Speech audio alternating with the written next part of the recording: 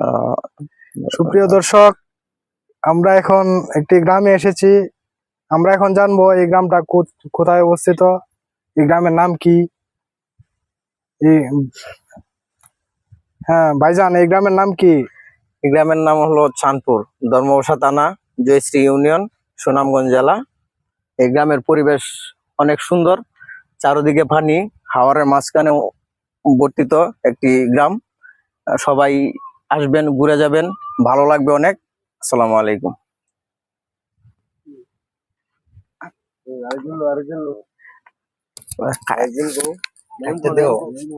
আর কি কই থাকতো না, এটা আমি কইছি না, আমারটা তেরা অনলাইন বাতিজারে লাগাও, বাতিজারে আর একটা সুন্দর নম্র ভদ্র গ্রাম। আচ্ছা, এখন আমরা শুনলাম এই গ্রামের নাম হচ্ছে চাঁদপুর। এই গ্রামটা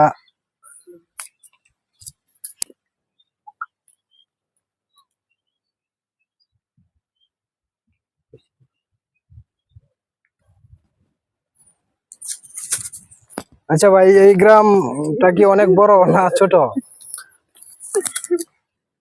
খুব ছোট। ছোট হলো এই গ্রামের মানুষগুলো অনেক ভালো, একে অপরের পাশে থাকে, আচ্ছা, সব সময় আপদ বিপদে পাশে থাকে, একজনের কাজে আরেকজন হেল্প করে। এই গ্রামে অনেকেই অনেককে চিনে, পার্শ্ববর্তী গ্রাম সবাই জানে যে এই গ্রাম অনেক শিক্ষিত। এই গ্রামে 43টি মতো সরকারি চাকরিজীবী আছে। আচ্ছা। এই গ্রামে ছোট কি হাই হলেও- স্কুল আছে? না, হাই স্কুল নাই। ও, প্রাথমিক বিদ্যালয় আছে। হ্যাঁ, একটি প্রাথমিক বিদ্যালয় আছে। এখানে আমাদের গ্রামেরই টিচার আচ্ছা। সবাই ছাত্রদেরকে পড়াশোনা করায়। তো আপনাদের যাতায়াত ব্যবস্থা কিরকম?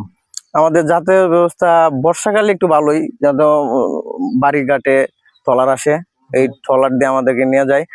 আর হেমন্ত সিজনে একটু অসুবিধা হয়, তারপরে ভালো, অটো আসে ও মোটর সাইকেল আছে, ধর্মবসা যাতায়াত করা যায়। ও আচ্ছা আচ্ছা, তার মানে 6 মাস একটু কষ্ট না? জি জি জি, কষ্ট না, তারপরে ভালোই মোটামুটি চলে। মোটর সাইকেল দিয়ে আনাগুনা করি আমরা হাওরের বুকের মাছ দিয়ে, ভালোই লাগে, মনোরম পরিবেশ পরিবেশ। আচ্ছা। আর ঢেউ, এই নদীতে যখন হাওরে যখন ঢেউ উঠে তখন বাড়িঘর ভাঙে না? না, তেমন ক্ষয়ক্ষতি হয় না, কারণ সবাই এই যে পিছলা দেয়, এই যে বস্তা দিয়ে বাড়ি বাঁধে।